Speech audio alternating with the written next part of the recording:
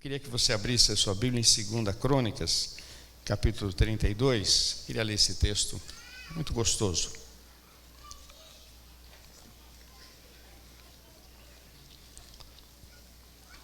Capítulo 32.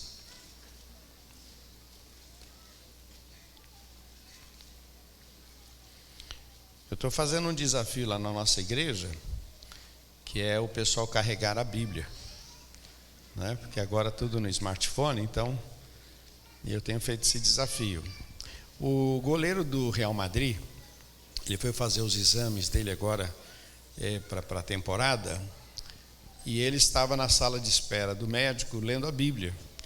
E saiu, se você pode procurar depois, você vai ver lá foto dele e dizendo o seguinte: Raras, né? Porque não Narras, sei lá o nome do cara, está muito bem de saúde e com a Bíblia na mão.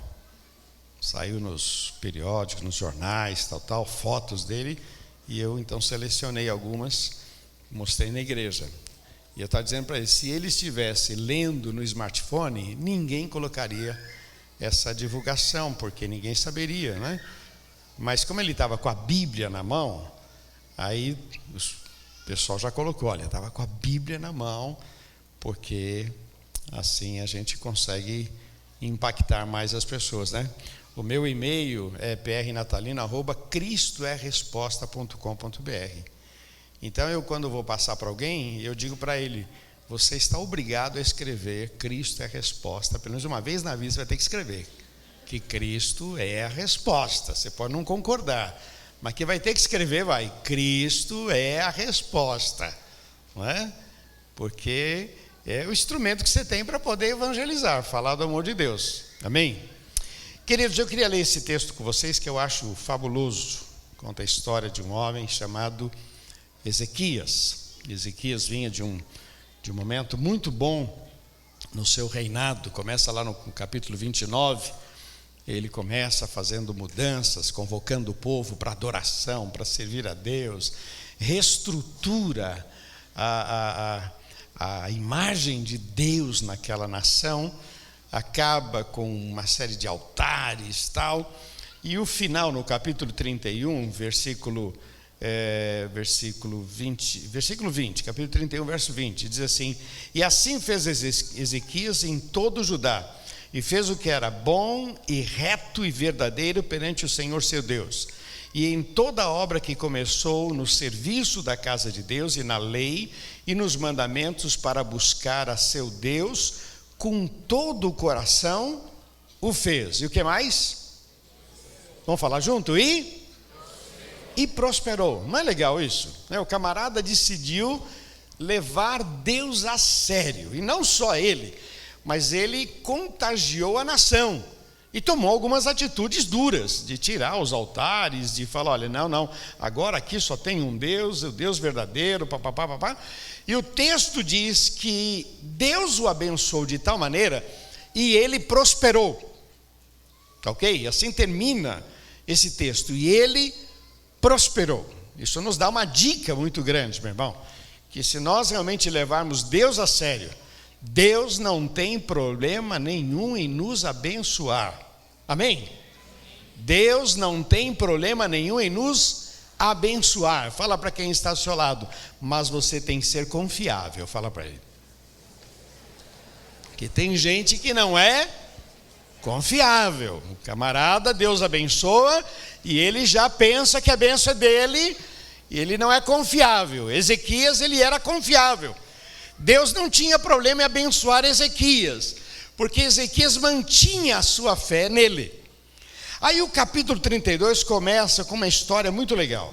Depois destas coisas e desta fidelidade, veio Senaqueribe, rei da Síria, e entrou em Judá e acampou-se contra as cidades fortes, e intentou separá-las para si. Vendo, pois, Ezequias que Senaqueribe vinha, e que o seu rosto era de guerra contra Jerusalém, teve conselho com os seus príncipes e os seus varões, para que tapasse as fontes das águas que havia fora da cidade, e eles o ajudaram. Assim muito povo se ajuntou, que tapou todas as fontes, como também o ribeiro que se estendia pelo meio da terra, dizendo: por que viriam os reis da Síria e achariam tantas águas? E ele se fortificou e edificou todo o muro quebrado até as torres, e levantou outro muro para fora, e fortificou a Milo na cidade de Davi, e fez armas e escudos em abundância. E pôs oficiais de guerra sobre o povo, e ajuntou-os a si na praça da porta da cidade, e falou-lhes ao coração, dizendo: esforçai-vos, tende bom ânimo, não temais, nem vos espanteis por causa do rei da Síria, nem por causa de toda a multidão que está com ele, porque há um maior conosco do que com ele. Com ele está o braço de carne, mas conosco o Senhor nosso Deus, para nos ajudar e para guerrear as nossas. Não é lindo isso? Conosco está o nosso Deus, e o nosso Deus vem para nos ajudar. O nosso Deus vem para nos ajudar. Meu irmão, existe outro Deus igual a esse? Não tem, meu irmão. Todos os deuses das nações, todos os deuses, eles exigem a oferenda. Se o cara não fizer a oferenda, o cara vai se ver mal, porque um roga praga no outro, tal. O nosso Deus não, a oferenda, a oferta, quem fez foi Ele. Ele enviou Jesus para morrer em nosso lugar. Ezequias tinha uma visão muito legal de Deus. Ele diz: Deus está do nosso lado e está para nos ajudar. Amém, amados? Ele nos ajuda. No dia mau, Ele está com a gente. No dia da dor, Ele é o socorro bem presente sobre a tua vida. O que diz o texto? Lembra-te do teu Criador no dia da tua mocidade, antes que venham os maus dias. Então, lembra do teu Criador no dia da tua mocidade, porque você vai precisar dele para arrumar emprego, você vai precisar dele para fazer um bom casamento, você vai precisar dele para educar os seus filhos, você vai precisar dele para enfrentar a sua velhice, você vai precisar dele para ter sucesso na vida. Então lembra dele enquanto tudo vai bem. Ezequias tinha uma visão legal. Ele diz: Deus está do nosso lado, mas Ele está para nos ajudar. E tem outra coisa: Ele luta as nossas lutas. Amém? Se tivesse numa igreja pentecostal aqui, o pessoal já está gritando, hein? Vamos lá, dá um aleluia, glória a Deus. Para nos ajudar e para guerrear as nossas guerras. Meu irmão, já para você entender, nós não estamos mais sozinhos. A graça do Senhor está sobre nós. Mas ele continua. E o povo descansou nas palavras de Ezequias, rei de Judá. Verso 9. Depois disso, Senaqueribe, rei da Síria, enviou seus servos a Jerusalém. Ele, porém, estava diante de Laquis, com todo o seu domínio, a Ezequias, rei de Judá, e a todo Judá, que estava em Jerusalém, dizendo: assim diz Senaqueribe, rei da Síria: em que confiais vós, que vos ficais na fortaleza em Jerusalém? Porventura não vos incita Ezequias para morrerdes de fome e de sede? Dizendo: o Senhor nosso Deus nos livrará das mãos do rei da Síria. Não é Ezequias o mesmo que tirou os seus altos, seus altares, e falou a Judá e a Jerusalém, dizendo: diante do único altar vos prostrareis, e sobre ele queimareis incenso?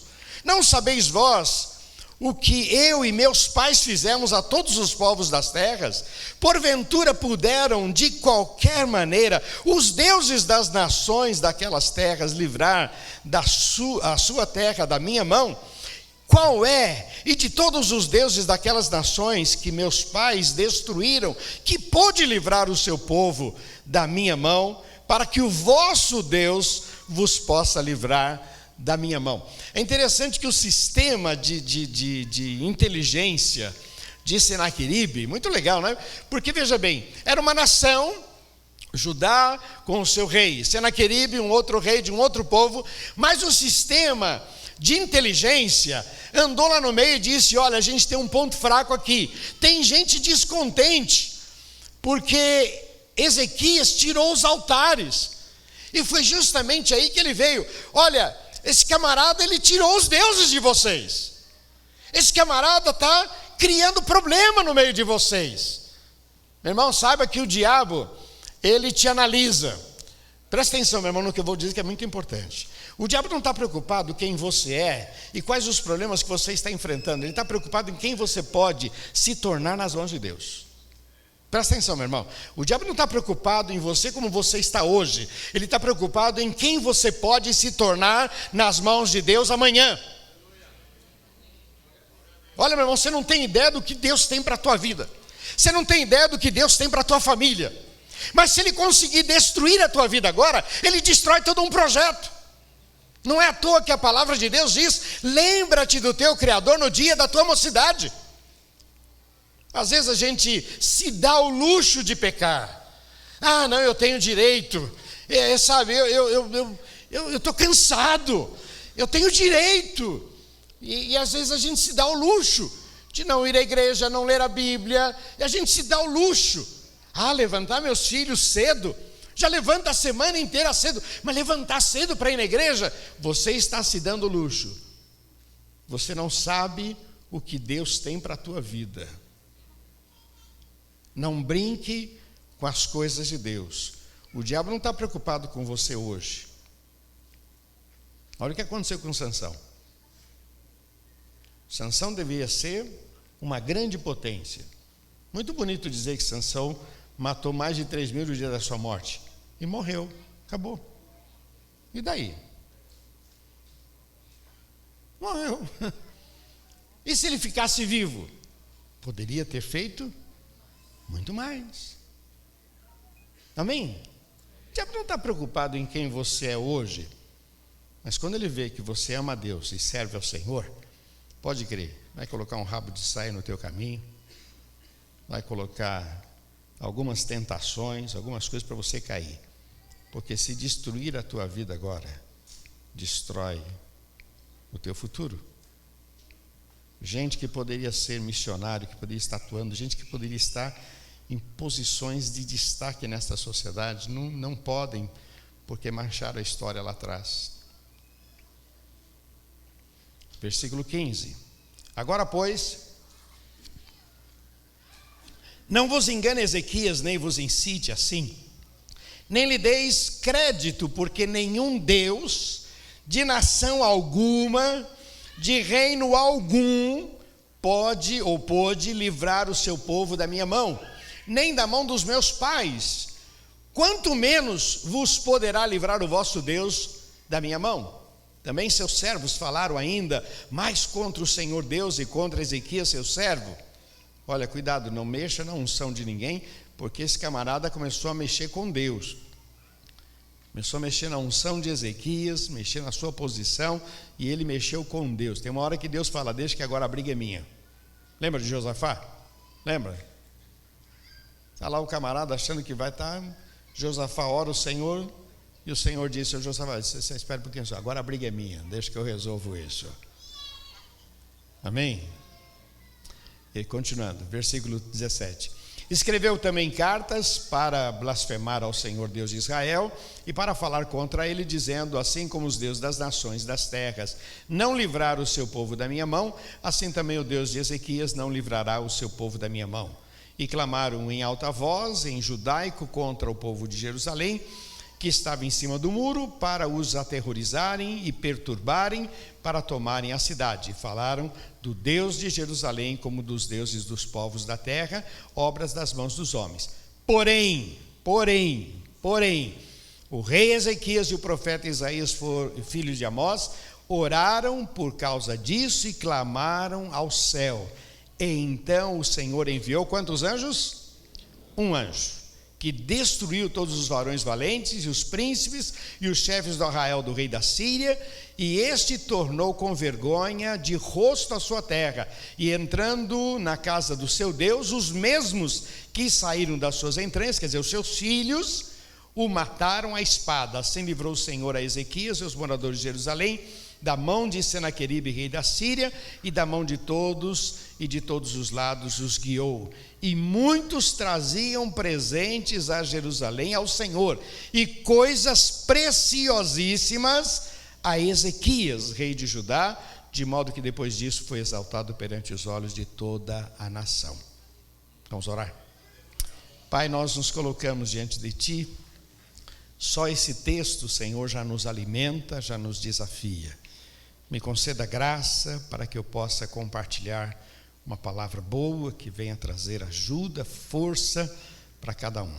Nós precisamos de Ti, Senhor. Livra-nos de todo mal, em nome de Jesus. Amém, Senhor. Amém. Queridos, eu queria ser bem rápido, mas deixar para você algumas coisas que me chamam a atenção nesse texto. Eu chamaria de 5 revelações. A primeira revelação que eu quero dar para vocês é que sempre haverá uma nova batalha para se lutar. Amém? Na vida cristã, sempre haverá uma nova luta. Sempre. Jesus, ele deixou claro: no mundo tereis aflições. Tem de bom ânimo. Sempre vai ter mais uma lutinha para a gente lutar. Amém? Então, se você está vivendo um momento muito gostoso de paz, pode crer, a luta vem e passa. Depois ela vem de novo. Amém? Está satisfeito assim? Lutas, meu irmão, sabe por quê? Nós não nos encaixamos mais no mundo. O mundo não encaixa mais na gente. Às vezes eu penso que nós somos meio alienígena, né? Porque a gente é meio estranho. Porque alienígena, e eu penso que nós somos de uma casta superior. Porque a gente consegue numa festa e ouvir o levantou poeira numa boa, né? A gente fica lá e os caras põem, levantou poeira e põem uma cervejinha na mesa da gente. Já pensou você falar numa festa? Dá para trocar aí? Põe lá o pastor Ronaldo cantando. Oh. Não, porque, sabe, eles não conseguem, mas a gente consegue. A gente consegue. Como é que faz uma festa de casamento sem bebida alcoólica? A gente consegue, eles não conseguem. Como é que consegue viver uma vida dupla? Eles conseguem, nós não conseguimos. Por quê? Porque nós somos chamados a uma nova vida. Ezequias vivia um momento de glória no seu ministério.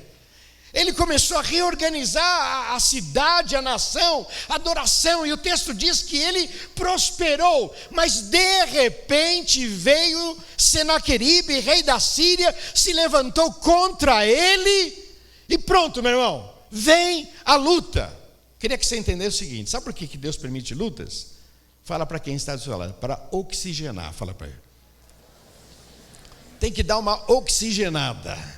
Amém? Uma vez eu perguntei para um rapaz de um navio: por que existe tufão? Ele disse: tufão existe para oxigenar a água. Se o oxigênio entrar, os peixes morrem. Então, tufão, todas essas questões que tem no mar, essas ondas, isso é para oxigenar. Oxigenando, os peixes vão continuar vivendo. Para nós é um problema, mas para os peixes é uma grande bênção.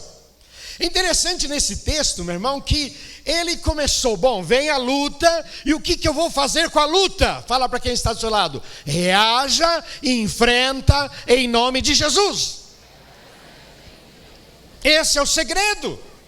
Agora, veja bem, meu irmão, é interessante nesse texto que quando ele se vê cercado por Senaqueribe, então ele reúne um pessoal e começa a conversar. O que nós vamos fazer? E de repente, olha, tem uma rachadura ali. Eu não sei se você já teve essa experiência de receber visita em casa. Ih, vai chegar visita, guarda isso, guarda aquilo, troca aquela lâmpada. Olha, a torneira está vazando, meu Deus, é o corinho, o sangue de Jesus. Essa lâmpada há tanto tempo, mas vai chegar visita, então vamos trocar a lâmpada, vamos reorganizar. Então, meu irmão, aquela rachadura estava ali há muito tempo, está vazando água há muito tempo. Diz que o muro estava quebrado há muito tempo, mas por causa de Senaqueribe, por causa de uma luta, a cidade foi reorganizada. O mais interessante, nem tiveram confronto. Senaqueribe foi embora, morreu, acabou tudo, e a cidade estava toda preparada, reestruturada. Meu irmão, você não tem ideia, às vezes parece que a gente fica tão aborrecido com os problemas. Eu também não gosto. Mas a gente precisa reagir, enfrentar, porque lutas é natural, sempre vai vir. E quando vem uma luta, Deus tem propósitos, meu irmão. Deus tem propósitos para acertar a nossa vida, para reorganizar. Eu vi uma frase essa semana, numa publicação, dizendo que não existe ateu quando o avião está caindo.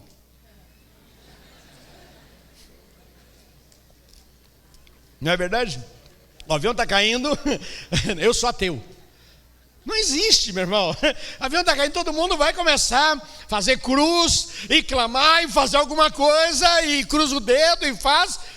Por quê? Porque é hora de reorganizar a vida. Por isso, meu irmão, se você tem passado momentos de lutas, ao invés de ficar aborrecido, chateado, abatido, peça a Deus graça, sabedoria e comece a reorganizar a tua vida. O inimigo não vai destruir você, ele não tem a autoridade sobre a tua vida. O Senhor está do nosso lado para nos ajudar, para guerrear a nossa guerra, mas você precisa reorganizar a tua vida. Meu irmão, quando vem a luta a gente ora mais, quando vem a luta a gente vem mais na igreja, quando vem a luta a gente lê mais a Bíblia. O que eu vou falar não está na Bíblia, sou eu, tá bom? Eu creio, meu irmão, que tem gente que não pode prosperar na vida, porque ele pobre vai para o céu. Se ele tiver um pouquinho de dinheiro vai para o inferno. O cara fica arrogante. Então tem uns camaradas que vão orar, Senhor prospera, e nunca vai prosperar. Por quê? Porque parece que aquele pouquinho deixa ele muito independente. As lutas nos aproximam de Deus. O que Satanás pensava que ia tirar e distanciar Ezequias de Deus, foi ao contrário. Segunda questão que eu queria deixar para você, meu irmão, é que o nível do relacionamento com Deus é o que determina a revelação que teremos para enfrentar a nossa luta. Deixa eu repetir porque é comprido, mas o nível do relacionamento que temos com Deus, o nível do relacionamento que nós temos com Deus, é que determina a revelação que teremos para enfrentar. Meu irmão, esse negócio da gente criar o nosso próprio cristianismo, a nossa maneira, está errado, meu irmão. Nós temos que ser crente a toda prova. Crente. Eu creio em Jesus, aleluia. Meu irmão, a gente não faz as coisas erradas, não porque a gente é crente, é porque coisa errada é errada. Errada. Quando meus filhos eram pequenos, eu falava muito isso para eles: filho, você não pode mentir, mas não porque você é crente, você não pode mentir porque é errado. O errado, o certo é certo, o que é errado é errado. Para o crente, para o católico, para o ateu, para todo mundo. Não tem, isso aqui, o crente não pode fazer, não. Acho que eu já contei isso para você, mas nós temos um ministério, a gente trabalha com morador de rua, e um camarada chegou lá para o líder, ele perguntou assim para ele: me mostra na Bíblia que não pode fumar. E o líder olhou para ele e disse assim: Ministério da Saúde adverte, fumar faz mal à saúde. Você está querendo encontrar na Bíblia, meu? Está divertindo, está falando aí, ministério, tem coisa, meu irmão, que você... Bom, o que é certo, o que é errado é... O nível de relacionamento é fundamental. Olha o que acontece com Ezequias, quando ele vê aquela batalha, ele reúne os seus, e eles chamam e diz: olha, deixa eu dizer uma coisa para vocês, há um maior conosco. Com ele está o braço de carne, conosco o Senhor nosso Deus, para guerrear as nossas guerras. Isso, meu irmão, não foi coisa da carne de Ezequias, isso foi de Deus que brotou, e ele passou isso para o povo, e o texto diz que o povo descansou nas palavras de Ezequias. O nível do relacionamento, olha o que aconteceu com Josué. Josué veio àquela cidade tremenda, Jericó. Como é que nós vamos vencer? Ficou pensando, orando, olhando, como é que nós vamos vencer? O nível do relacionamento, vem um anjo do Senhor e diz: olha, Josué, você vai lá, vai dar por 7 dias, 7 voltas, e no último dia vocês vão dar 7 vezes, pois vocês vão gritar e a muralha vai cair. Você crê nisso? Talvez eu e você não faria. Isso é piada, pô. Piada. Mas o nível do relacionamento. Quando a gente se relaciona com Deus, fala para quem está do seu lado, Deus dá boas ideias, fala para ele. Deus dá boas ideias. Quer ver um outro que eu anotei aqui? Foi Gideão. Gideão era um indignado, como é que pode, a situação, tal. Mas o relacionamento com Deus, com 300 homens, meu irmão, gritando, quebrando um vaso, com uma tocha, com uma espada, gritando, uma espada pelo Senhor, outra por Gideão, Deus deu a vitória. É o nível do relacionamento.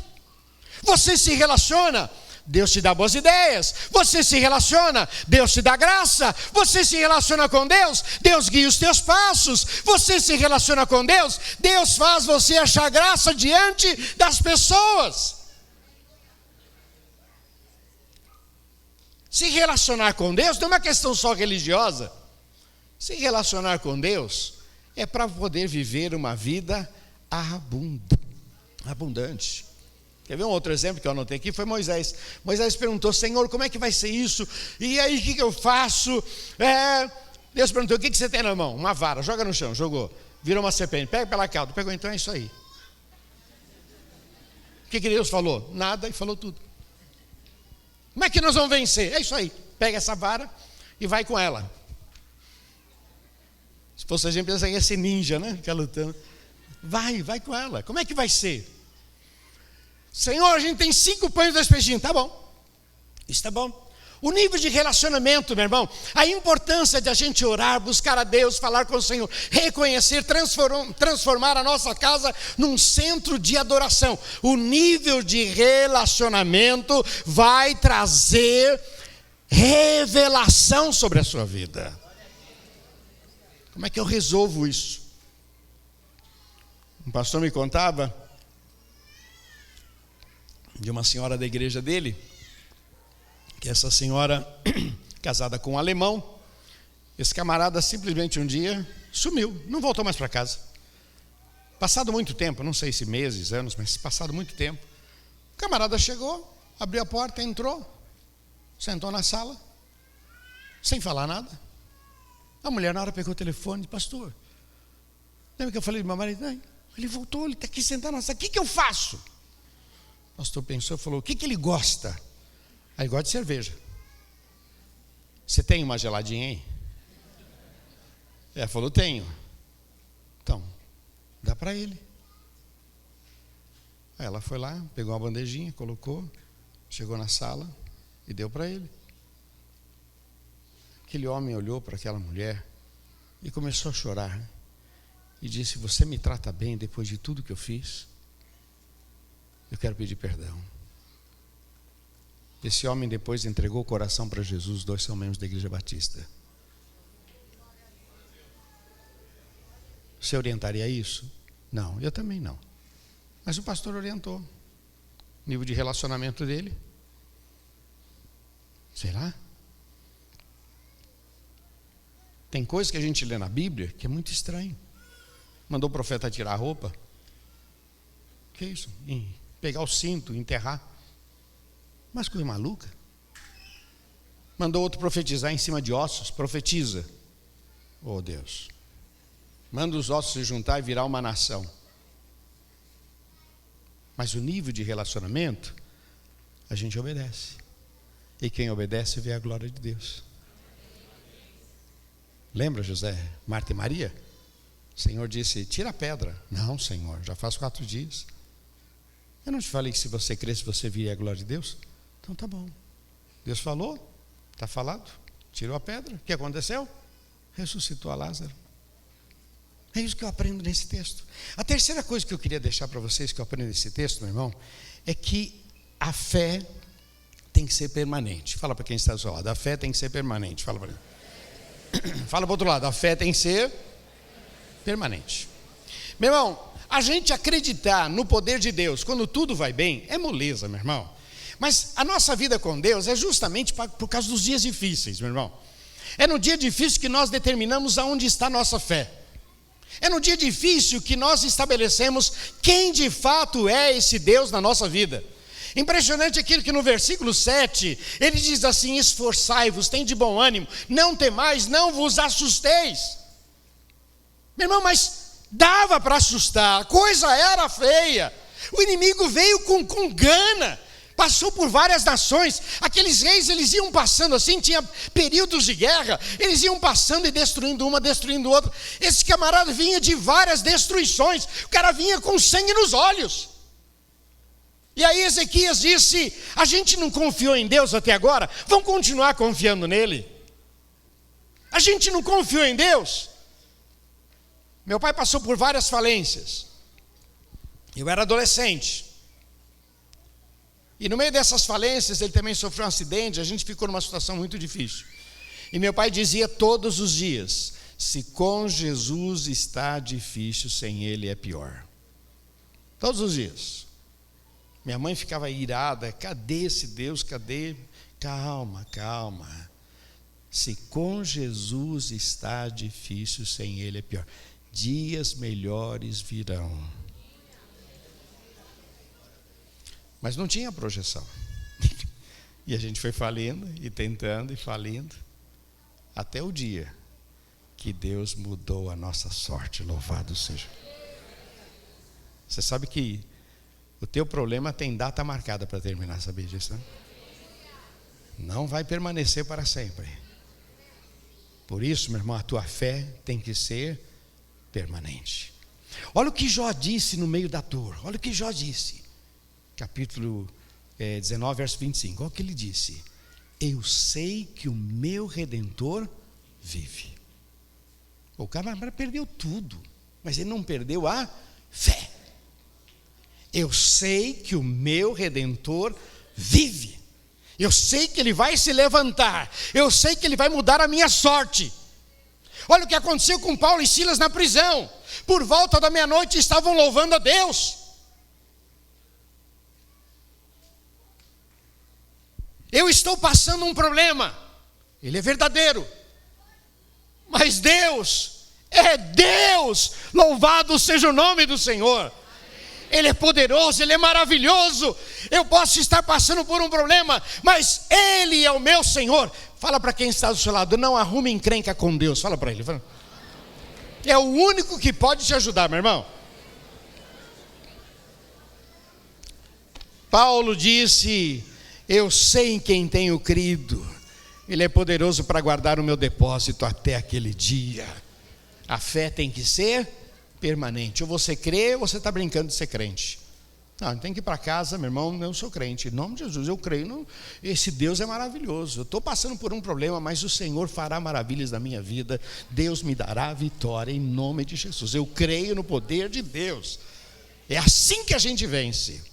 A terceira grande revelação que eu queria deixar para vocês, meu irmão, a quarta revelação, é que juntos somos mais fortes. Vamos falar isso. Juntos somos, outra vez, vamos lá. Juntos somos mais fortes. Vamos lá. Juntos somos mais fortes.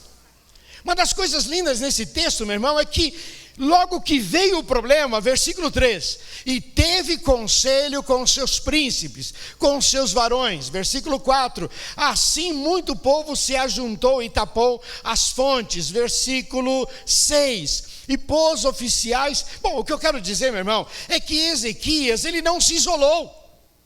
Porque quando a gente está passando por um problema, a gente tem uma certa tendência: eu não quero tocar no problema, eu quero me isolar, quero ficar sozinho, eu não quero nem ir na igreja. Chega na igreja, a pessoa quer abraçar a gente, eu não estou muito para abraço, sabe? Eu não estou muito para abraço, eu não estou muito para a paz do Senhor, eu estou meio chateado, eu estou abatido. Está errado? No meio da tua dor, você tem que ficar no meio da igreja. No meio da dor, você precisa se aproximar. Meu irmão, até Jesus fez isso. Quando ele se viu, está no momento dele ser entregue, ele chama os seus discípulos, vão até Getsêmani, depois pega 3, Pedro, Tiago e João: vamos comigo, porque sozinho não dá. Sabe, meu irmão, que isolamento, esse negócio de isolar, isso é do diabo. E o diabo não tem nenhum compromisso com a tua história, nem com o teu sucesso, nem com o teu futuro. Ele veio para roubar, matar e destruir. Quando você tiver problema, vem para a igreja. Tem dificuldade, esteja perto dos irmãos. Você precisa estar cada vez mais inserido. É interessante que Ezequias, ele reuniu o pessoal e disse: o que nós vamos fazer? E começou a conversar. E foi justamente nessa conversa que surgiu: olha, tem umas fendas ali, a gente precisa fechar. Olha, está saindo muito, a gente está perdendo muita água. Vamos fechar isso aqui, olha, tem um muro lá. Olha, a gente precisa fazer armas. Nós estamos com poucas armas. Meu irmão, houve uma reestruturação no meio de tudo aquilo. Enquanto eles estavam sendo ameaçados pelo inimigo, eles estavam reestruturando a vida deles. Moral da história: o inimigo foi derrotado, eles não tiveram nenhum confronto, e quando terminou, a casa estava bonita. Amém? Fala para quem está do seu lado: assim será na tua vida também, em nome de Jesus. Juntos nós somos mais fortes, juntos nós somos renovados, somos estimulados. E a última questão que eu queria deixar para você, meu irmão, é que toda batalha se vence com fé, coragem, declarações de fé e com muita oração. A chave está na oração. Vamos falar juntos? A chave está? Outra vez, a chave está? Presta atenção. Tudo pode ser mudado pela oração. A única oração que não é respondida é aquela que não é feita. Não fez, não tem resposta. O texto diz: clama a mim e responder-te-ei. Clama, quem disse isso? Deus. O que ele disse? Clama a mim. Clama, eu vou responder. E tem outra coisa: eu vou anunciar coisas grandes e coisas ocultas. Vocês não têm ideia do que eu vou manifestar sobre a tua vida. Eu gosto muito daquele texto lá que diz: lançando sobre ele toda a vossa. Meu irmão, como é bom a gente ter esse Deus que a gente pode falar de tudo, não é?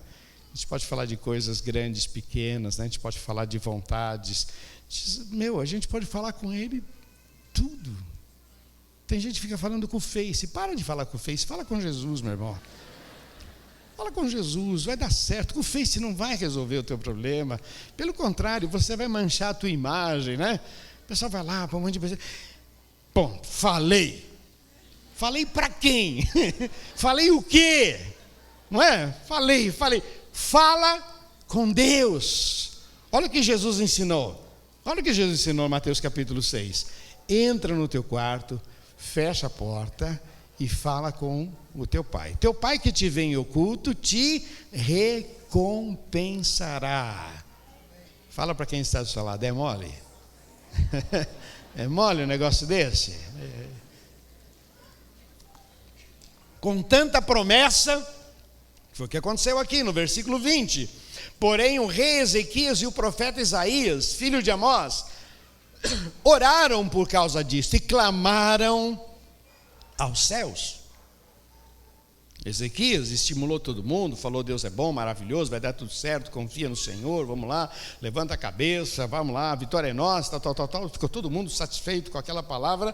O que ele fez? Ele foi lá falar com Deus. E quando ele falou com Deus, ele falou: Deus, eu estou com medo.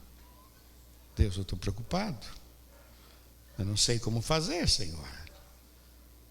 Eu estou estimulando todo mundo, mas eu mesmo não sei. Os dois oraram e clamaram aos céus. Deus enviou um anjo. Não sei qual a categoria desse anjo. Talvez um fiote de anjo. Um anjo aprendiz. Sei lá. Um anjo.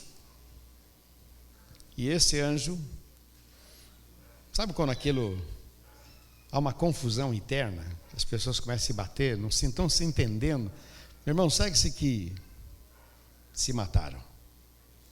Sobrou lá Senaqueribe, meia dúzia que voltaram, depois ainda. A chave está na oração. Lança a tua dor aos pés daquele que pode. Fala da tua enfermidade. Ao invés de ficar chorando pelos cantos, chora aos pés do Senhor. Sabe? Receber uma notícia é ruim, um câncer, fala com Deus.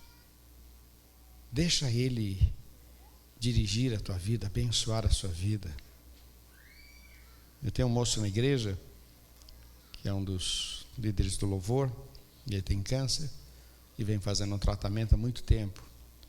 E é impressionante como esse moço vive uma vida com qualidade de vida com um câncer. E outro dia eu falava com ele e dizia: Marcelo, enquanto você estiver amando a Deus e servindo ao Senhor, esse câncer não faz nenhuma diferença na tua vida. E não precisa nem ser profeta, a gente está vendo. Mais de 2 ou 3 anos, não é, Adam? Né? Vem passando. Lógico, eu queria a cura. Eu quero a cura. Meu irmão, você vê ele, o cara não tem nada. O cara tem vigor. Não, ele faz tratamento em São Paulo. E eu disse para ele: o dia que você se afastar da coisa de Deus, você perde a tua proteção. Eu tive 3 casos desse. 3 moços com HIV. Gente boa, servindo a Deus, gastando suas vidas. Um nós mandamos para fazer curso na Jogum. Gente boníssima. O HIV não fazia diferença nenhuma. Um dia, um se deu o luxo de ir para o prostíbulo, me aprontar. Não deu um mês, morreu. Qual o problema? Perdeu a bênção. Meu irmão, a presença de Deus, ela é fantástica, viu? Faz diferença na nossa história. O grande segredo não é você não ter problema. O grande segredo é você ter Jesus do teu lado, meu irmão. Esse é o grande segredo. Porque problema a gente vai ter. Mas em todos eles é uma promessa, em todos eles nós seremos mais do que vencedores. Problema a gente vai ter. Eu queria terminar fazendo 3 declarações. Queria que você ficasse em pé para receber isso, em nome de Jesus. E eu termino aqui.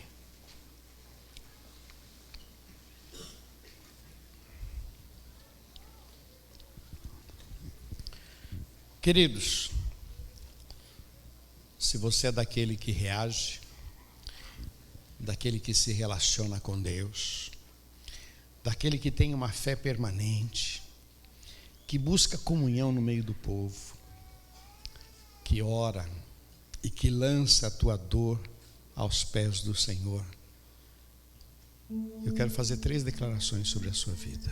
Primeira delas, gostaria que você recebesse: nenhuma arma preparada contra você vai prosperar. Você recebe isso? Nenhuma arma preparada contra você. O diabo é cruel, o mundo é cruel, mas nós temos um Deus que cuida das nossas vidas. Ezequias disse: há um maior conosco, há um maior, com ele está o braço de carne, conosco o Senhor nosso Deus para guerrear as nossas guerras. Deus conhece o teu coração, as tuas necessidades, sabe da tua dor, das tuas lágrimas, dos teus sonhos mais íntimos. Quem já anda com Jesus há mais de 20, 30 anos, se há de convir comigo, tem coisa que você esqueceu, mas Deus não esqueceu. De repente vem milagre, você fala: não, mas eu tinha até esquecido. Eu nem lembrar que eu tinha pedido isso para Deus. Deus diz: mas eu não esqueci não, eu não esqueci não. Nenhuma arma preparada contra você vai prosperar. A graça do Senhor está.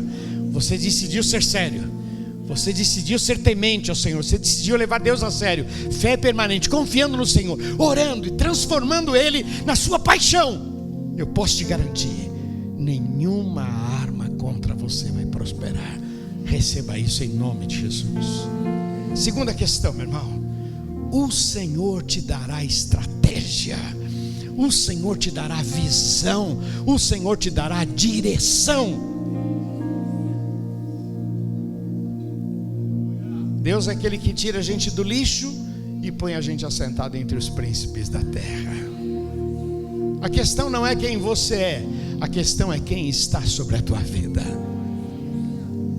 Ezequias, Josafá, pessoas que puderam dizer: Deus, eu não tenho força, não tenho capacidade, mas eu confio no Senhor.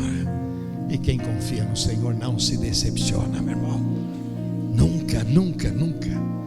Deus te dará visão, Deus te dará estratégia, Deus te dará direção. Nunca vi um justo desamparado, diz a palavra, e nem a sua descendência mendigar o pão. Deus te dará graça. E a terceira questão que eu gostaria que você recebesse: o Senhor ainda te fará grande. Você recebe isso, meu irmão? O Senhor ainda te fará grande, para a glória do nome dEle. Aleluia. Vamos adorar o Senhor. Oh Deus, nós aplaudimos o teu nome, Jesus.